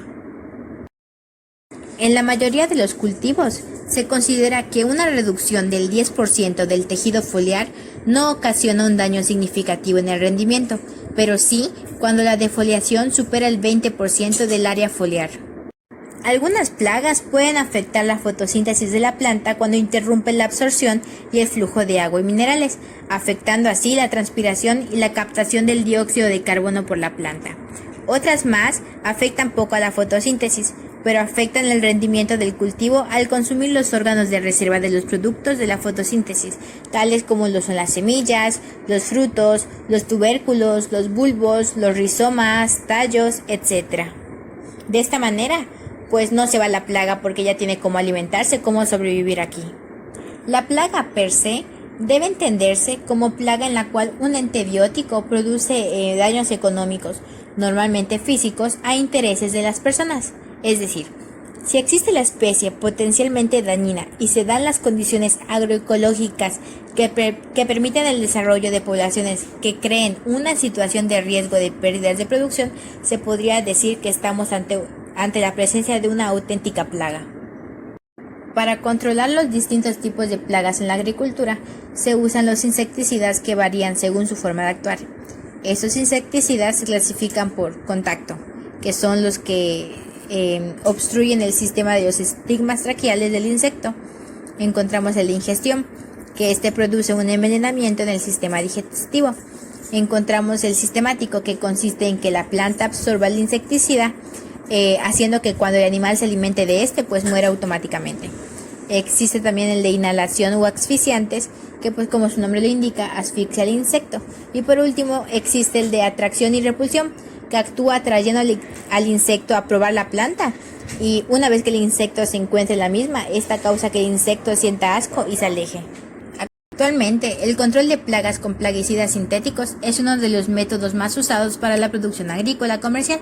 Muchos de estos químicos tienen impactos negativos en la salud humana y también en la salud ambiental, tanto por su alta toxicidad como por su aplicación incorrecta. Además, la aplicación segura de agroquímicos frecuentemente requiere el uso de equipo personal de protección que está fuera del alcance de muchos productores, debido a que estos insecticidas han causado una gran alarma por sus efectos medioambientales. Estos han tratado de ser sustituidos por insecticidas ecológicos para que sea menor el efecto negativo que tienen estos en el medio ambiente. Ahora les hablaré sobre los factores económicos. El financiamiento es un programa que otorga un presupuesto determinado destinado exclusivamente a la inversión económica. Entre los financiamientos actualmente disponibles para el campo mexicano tenemos a Zagarpa, que es una institución gubernamental. Ofrece apoyos de garantía líquida para aquellos proyectos que lo requieran, como podrían ser una empacadora, una comercializadora o bien megaproyectos productivos generadores de empleo. FIRA tiene por objetivo impulsar las actividades agrícolas, ganaderas, de pesca, forestales, artesanías, ecoturismo, agroindustria y comercio. FIRCO trata de generar apoyos mediante aportaciones de capital de riesgo y/o garantías para fortalecer los proyectos productivos. Esta institución ha venido apoyando al sector de los invernaderos, que requieren grandes capitales para iniciar sus operaciones. FOSIR. Sus principales objetivos son fomentar la inversión de largo plazo en empresas agroindustriales, fomentar la cultura del capital privado mediante acciones de capacitación que promueven el desarrollo de operadores y administradores de fondos de capital, en especial para el sector rural y agroindustria. Buen día, estimado maestro y compañeros de clase. Mi nombre es Sek Medina Eric Alberto y les hablaré acerca del punto número 7, que es el factor cultural. Para dar inicio a lo que viene siendo nuestro tema de los factores culturales, vamos a empezar con el analfabetismo, que esta es la incapacidad que posee un ser humano para realizar las operaciones básicas como lo viene siendo leer y escribir. El analfabetismo aparece como resultado de la falta de educación, y si bien el porcentaje de la población mundial se enfrenta en condiciones que son infinitamente menores a los de las otras épocas. Entonces, actualmente todavía hay numerosas sociedades y comunidades que cuentan con gran parte de analfabetos en su población. En este punto se puede hablar de aspectos negativos, no hay que hablar de aspectos positivos porque no trae consecuencias buenas, al contrario, sino que las consecuencias son malas. Y bueno, les voy a mencionar algunos de ellos, que uno puede decir que los trabajadores del campo tienen menor acceso a la educación y un porcentaje mayor de analfabetismo que el resto de la población. Esta diferencia se acentúa en los grupos de edades mayores, los cuales son más susceptibles a problemas de analfabetismo. Tienen una deficiencia de competencia con otras empresas y estados, pues al no saber leer y escribir es un grave problema que deja por debajo a trabajadores del campo que padecen el analfabetismo. Y otro punto sería que al no contar con estas competencias laborales para los sistemas de producción agrícola, pues la contratación de estas personas va a ser muy escasa y nula. Ahora les hablaré acerca de las prácticas religiosas. Bueno, este es un punto donde se encontraron aspectos positivos que más adelante les voy a mencionar. Bueno, pues la permanencia de diversas comunidades indígenas, en este caso pueden ser mayas peninsulares, se ha explicado por sus estrategias de uso múltiple de los recursos naturales que se han permitido sobrevivir adaptándose a nuevas circunstancias.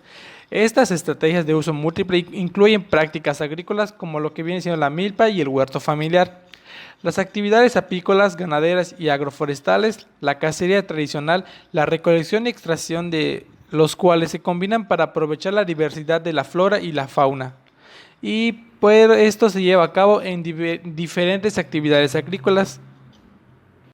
Estas prácticas rituales o ceremonias resultan ser tan importantes para las familias campesinas como para la producción de cultivos para su autoabastecimiento y generación de ingresos económicos, puestos que al tener una tradición o una costumbre, ellos realizan estas prácticas sin tener una alteración en lo que viene siendo su cultura.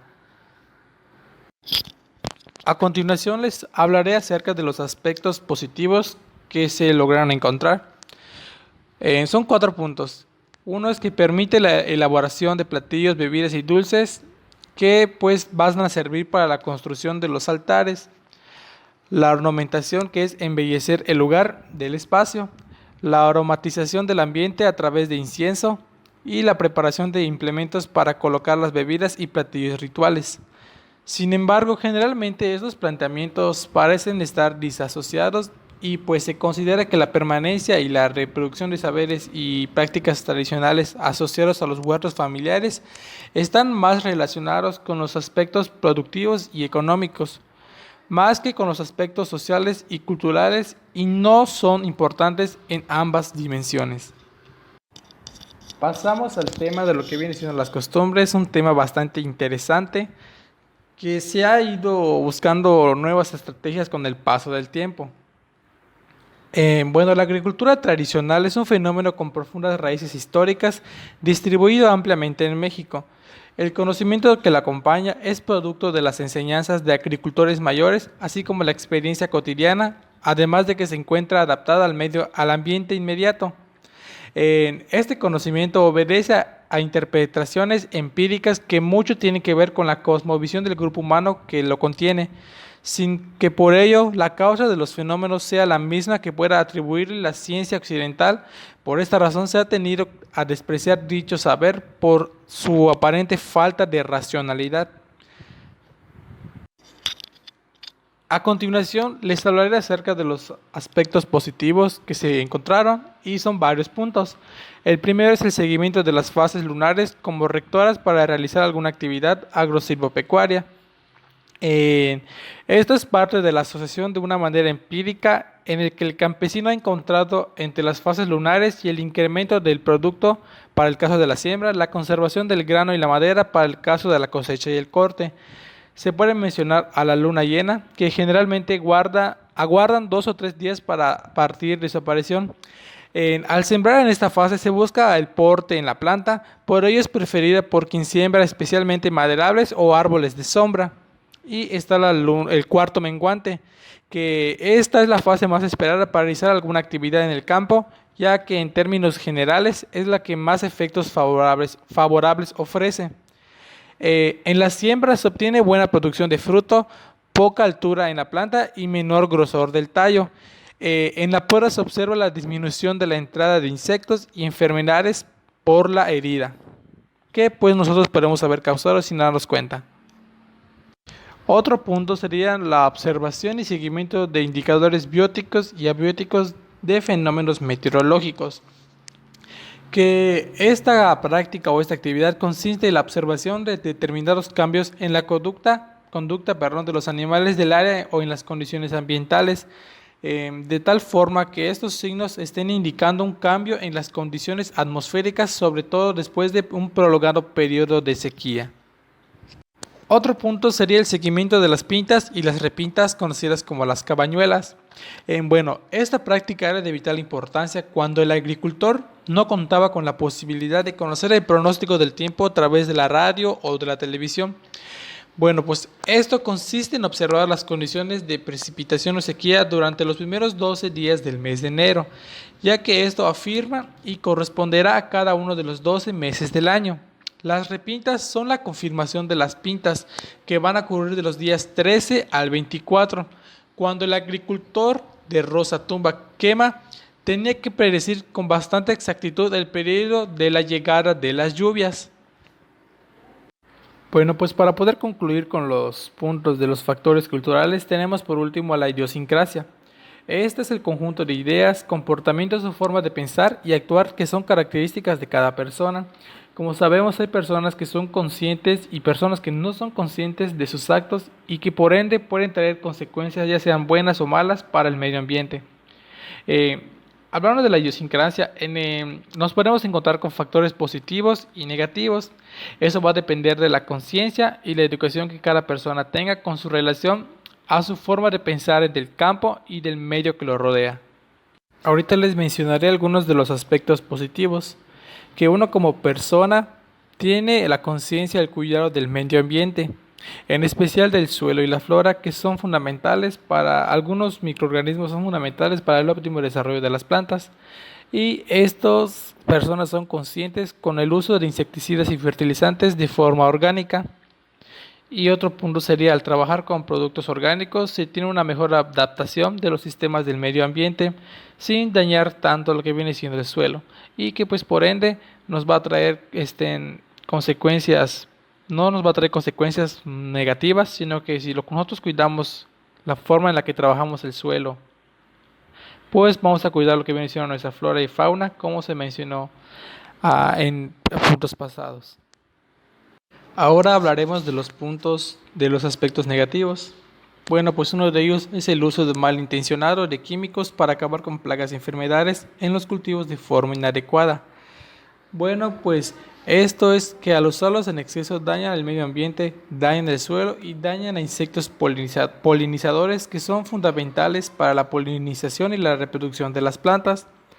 Y otro punto sería el resto de estos plaguicidas se dispersan en el ambiente y se convierten en contaminantes para los sistemas bióticos, hablando de animales y plantas principalmente, y abióticos, que son lo que viene siendo el suelo, el aire y el agua, y amenazando su estabilidad en el planeta. Ahora les hablaré sobre el punto de los factores tecnológicos que son de grandísima utilidad actualmente en el uso de los sistemas de producción agrícola. Ahora hablaremos de la tecnología tradicional. Pues la finalidad de esta actividad siempre ha sido subsistir. Dicha técnica se caracterizaba por la carencia de tecnificación y tecnología, de manera que su producción era escasa y se limitaba para el propio consumo del agricultor y su familia. Las herramientas básicas de esta labor eran el hoz, la azada o la pala, excepto en situaciones extraordinarias donde el agricultor poseía hasta un tractor. Aún así, su rendimiento no era utilizado en su máximo potencial y pues la producción era casi muy baja. Pues ahora les hablaré sobre las características de la tecnología tradicional. Esta era practicada en pequeñas propiedades utilizando técnicas rudimentarias artesanales antiguas. El objetivo principal de esta era el autoconsumo, la subsistencia y el agregado familiar. Esta requiere una mano de obra y en algunos casos ser impulsado por tractos como el uso de animales. La productividad en esta tecnología era muy baja y pues se necesitaba un control y estar permanentemente activo para pues llevar a cabo el control de lo que viene siendo las plagas, enfermedades o problemas que trae el tiempo, como lo viene siendo la humedad y la precipitación. Una tecnología intermedia es aquella que tiene un costo del orden de la 10ª parte de la tecnología avanzada y que tiene varias veces el rendimiento de la tecnología primitiva.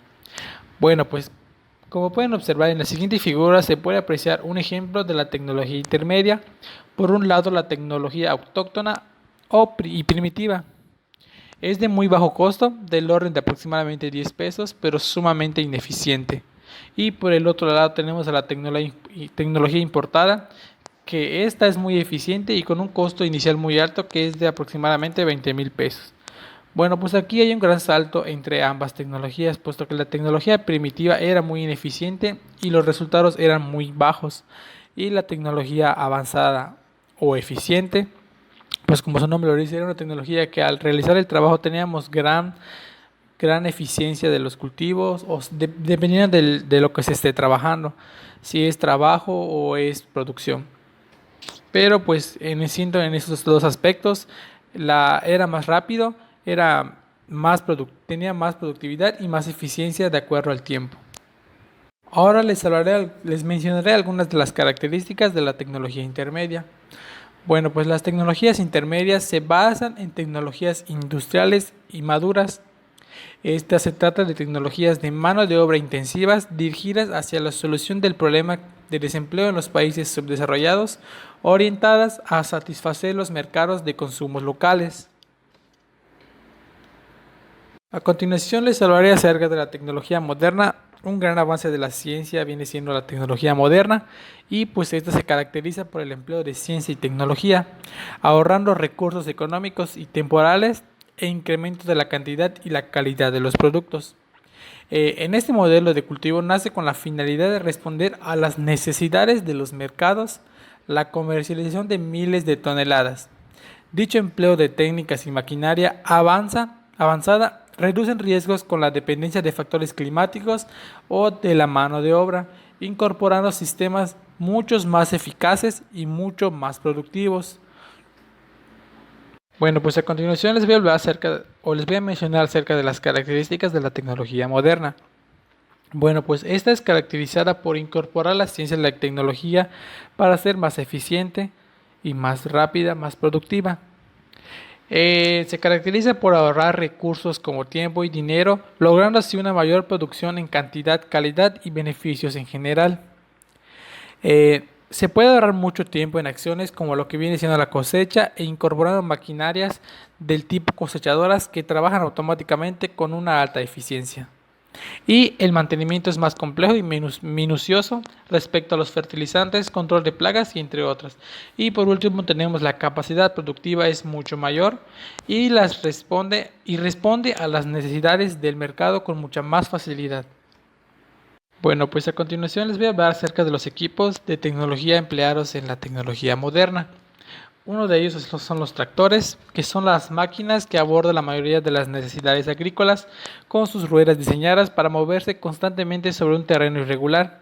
Los tractores funcionan bien incluso en granjas inundadas y un tractor tiene un arado unido que puede ayudar a labrar la parte de la tierra. Uno de ellos sería la cortadora, que estas pueden ayudar a los agricultores a cortar el heno para el ganado. Cada máquina tiene un cortador para cortar el grano maduro de las plantas y también un largo rastrillo frente a la máquina que es crítico para separar el grano del cultivo. De igual forma se emplean los arados, que es una pieza notable en maquinaria agrícola utilizada para surcar la tierra durante la siembra. Otro igual utilizado son los difusores, que estos pueden ser drones que difunden con presión o un tanque lleno de fungicidas, insecticidas o pesticidas que se aplican de forma uniforme sobre los cultivos que lo necesiten. Tenemos a las perforadoras de plantación, que es una perforadora de plantación suele ser necesaria para terrenos agrícolas duros que no se pueden trabajar con facilidad con un arado. Esta maquinaria siembra semillas en el suelo sin ninguna labranza previa. Y como último tenemos un avance grande de la tecnología que viene siendo los drones, que pues se utilizan para propósitos agrícolas como la difusión, plantación o transporte de bienes pasederos o fumigadores para controlar las enfermedades por insectos y plagas que puedan entrar y afectar nuestros cultivos.